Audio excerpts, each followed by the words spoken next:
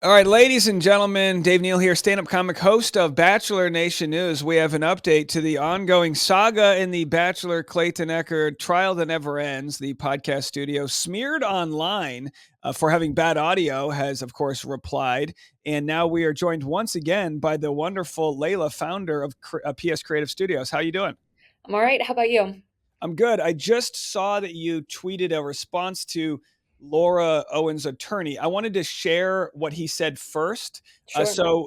You guys have accused him of posting some defamatory content, correct? I wouldn't say it's accused. He did. And now said post has disappeared. Why? Because he is guilty of said post. There you go. So what he said was his post wasn't defamatory, that being accusing you guys of having bad audio, which you have proven you did not have. But he said, Laura told me the audio was bad, and the only file I had was the one she sent me, which had bad audio. The studio also warned us that they had problems with their audio, which is why we discussed this at the start of the clip. Now, before you even respond, I want to tell you right now, I just made a video explaining that when you go to a podcast studio, the sound technician will adjust your microphone and adjust anything loud in the room to make it sound right. That's usually what happens before you record. That doesn't mean you have bad audio. That means you're treating the room before you perform, correct? Correct. And so is that, I mean, that's usually, I mean, no room's a perfect sound studio. You might have a wire going off and you need to turn, there's a lot of buttons you got to press, but that was all worked out by the time we listened to the professional audio, right? Yeah. Well, I mean, you actually heard the clip where we're discussing with them, hey, sit like this. Please, make sure that you're angled this way when you're talking to the mic. That was the clip that we had shown. Had you actually been able to listen to their full podcast conversation, you would see that their audio was perfectly crystal clear and that they did abide by the directions that we had provided at the beginning of, hey, sit this way, do this, so that we can get an optimal result. So we never said that we had subpar audio or that we had problems with our audio. We were simply trying to guide the customer to get the best quality product for their end result. And that is Yeah. it.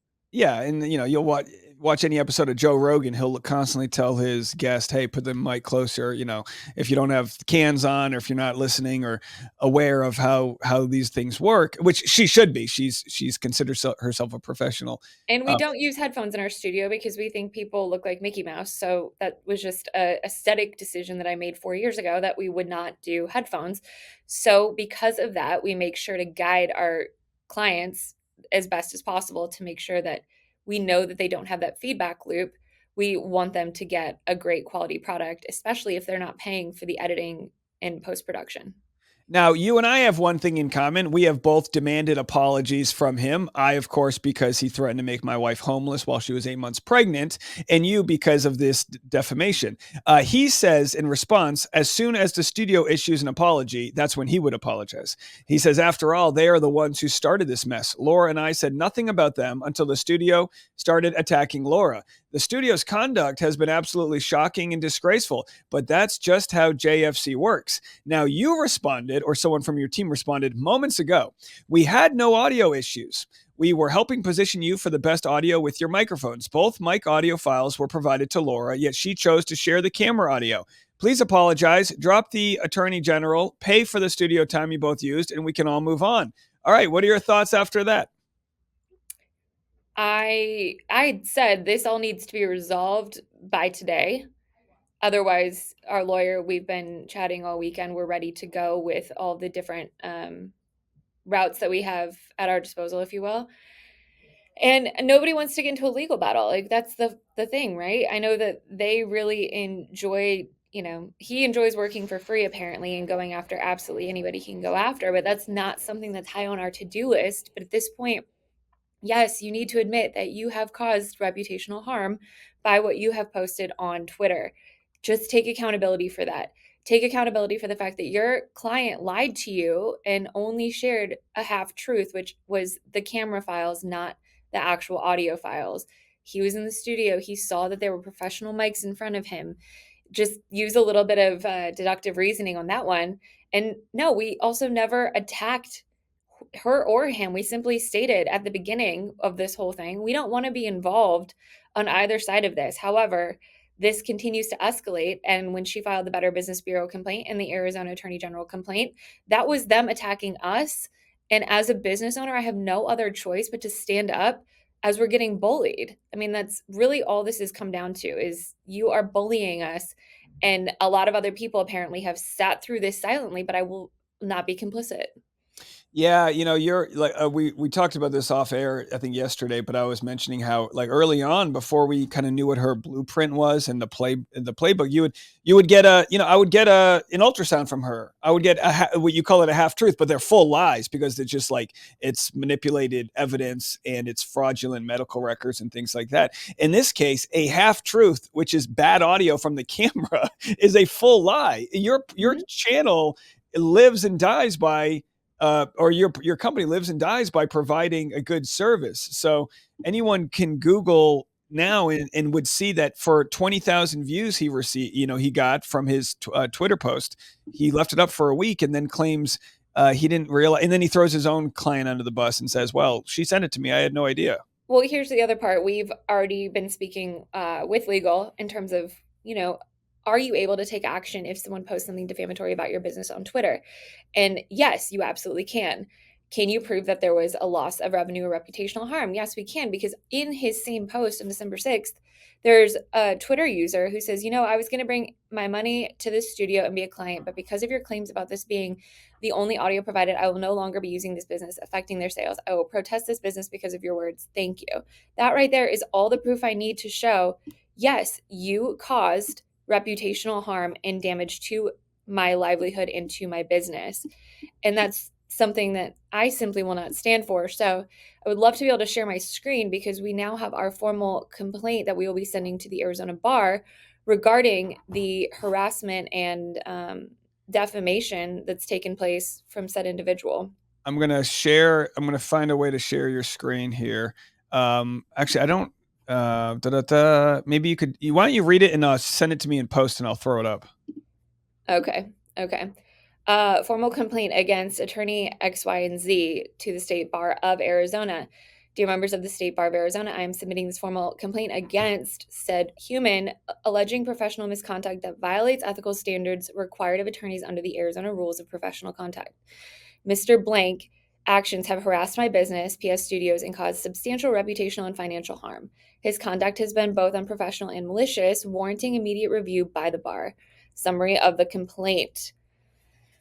Mr. Blank is acting as legal counsel for female client.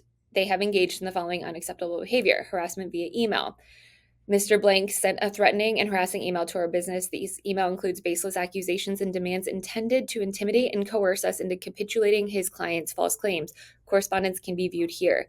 Public defamation on social media. On December 3rd of 2024, Mr. Blank posted defamatory statements on Twitter, falsely claiming that the audio files we provided to his client were of poor quality. These statements were demonstrably false, as the referenced audio was from camera recordings, not the professional quality microphone recordings we delivered.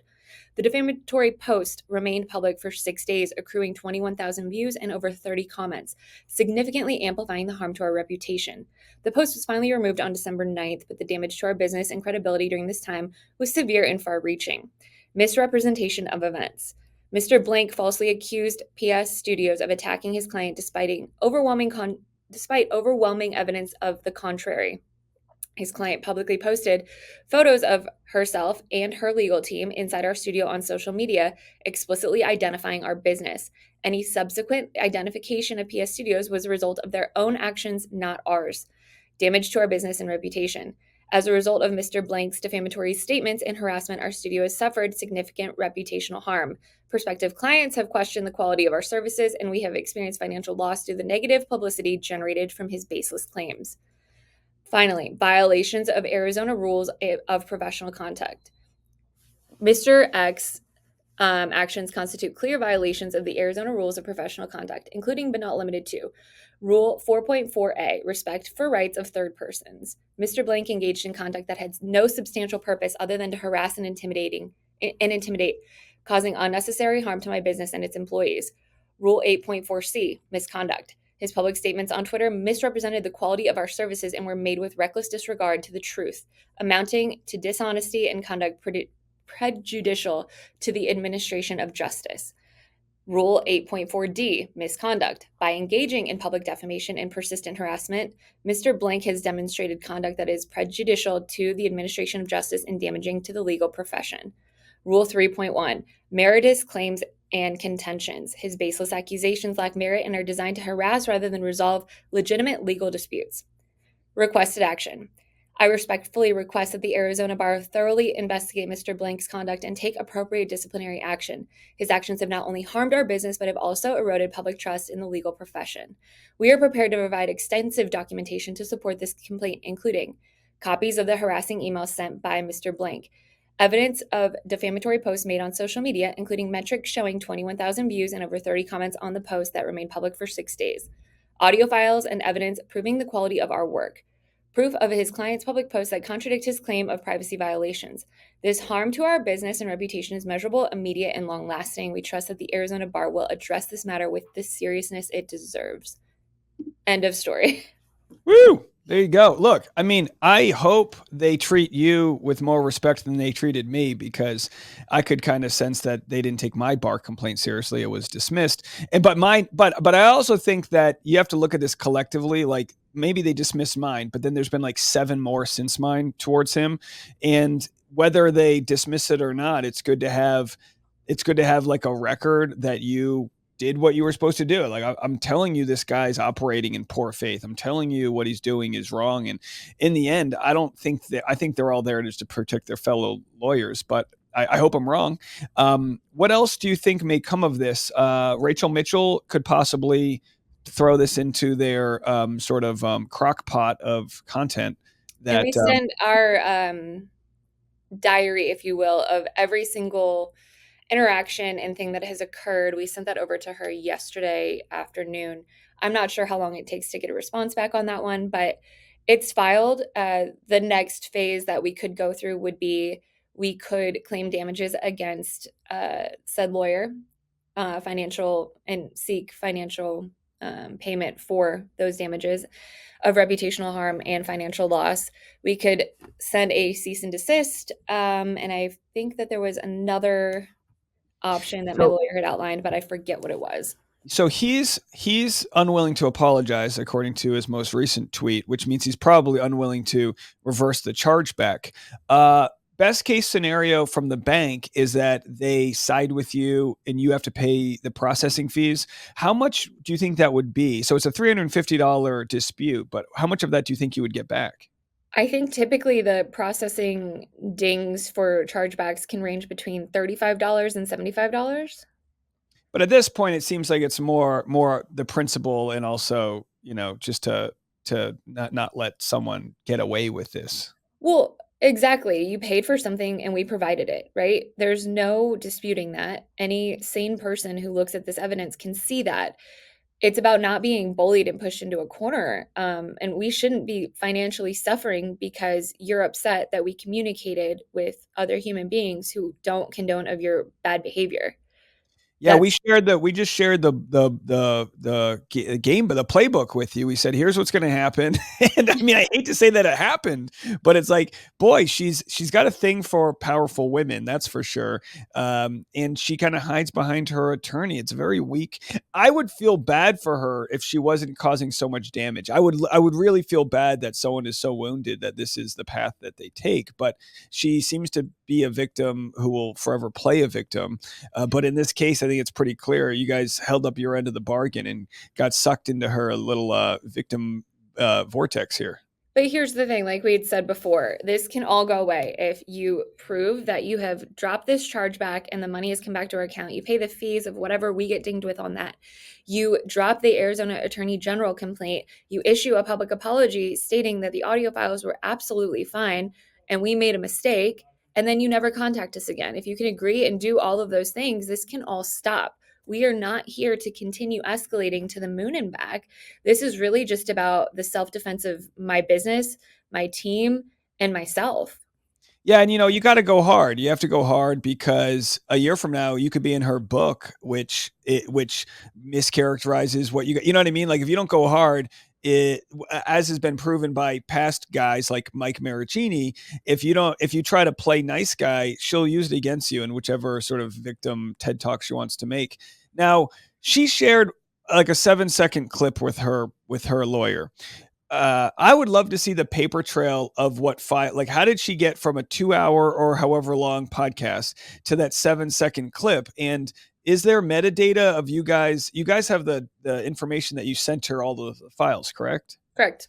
So there's just, I mean, there's nothing else here other than like We is also plain. have the audio of our producer giving her the files onto her hard drive in the studio. So not only do we have the paper trail of, hey, here's your files via Dropbox, here's the email, and then we could go into the back end data of Dropbox to also show that, hey, you've clicked on the link, you've opened it, whatever.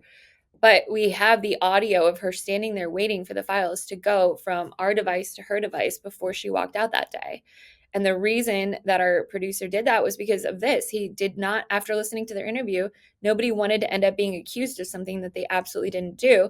And here we are. We No, I don't was going normally to ask record you, people, when we're giving them their files. which I would think is fine. Like I actually interviewed somebody once who has put so many people on blast. I let the GoPro. I put basically a God camera up in Yeah. the corner of the room, which was just for my own protection in case she ever accused me of anything. Not this person, but somebody else. But when you get that intuition in today's world, you want to cover yourself. So that's very smart of your employee. I was going to ask you that, like, at what point did he realize I needed to get proof of this? So essentially, he's just got you guys just have audio of you guys transferring, Yeah, and doing she the. goes, "Oh, well, these files work on a Mac." As we're an entire Mac studio, mind you. And he's like, "Yeah, they're gonna work on a Mac. Like I'm on one right now." Like we Yeah. have all of that audio. So there's no question if somebody at the Attorney General's office or at the Arizona Bar Association who needs to review this stuff. I mean, all of the receipts are there, and we did not go after them to attack them.